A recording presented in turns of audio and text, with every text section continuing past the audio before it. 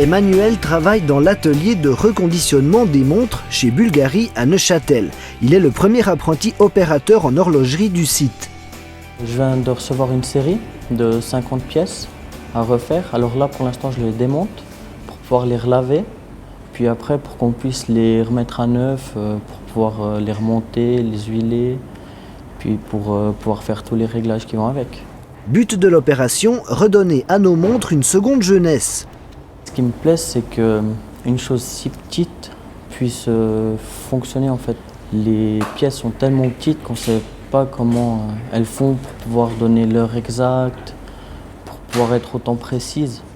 Dans le processus de réparation, on apprend à démonter avec minutie, mais aussi et surtout à remonter cette subtile mécanique dans l'ordre. Et ça, c'est plus difficile.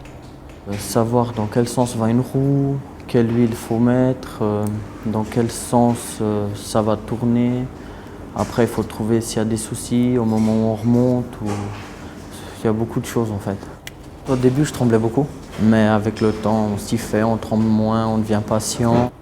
La patience est l'une des vertus de l'horlogerie et les formateurs sont aussi là pour la transmettre. Les formateurs, j'en ai quand même pas mal. Ils m'amènent leur savoir-faire en fait, leur connaissance du métier. Ils sont attentifs aux questions que j'ai, ils connaissent bien les difficultés qu'il pourrait y avoir, tout. Et ils m'aident aussi à bien me comporter dans le monde du travail.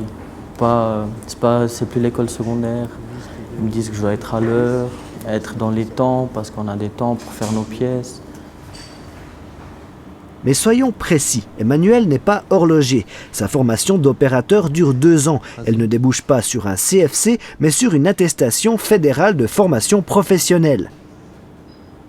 L'opérateur en horlogerie fait moins de choses qu'un horloger.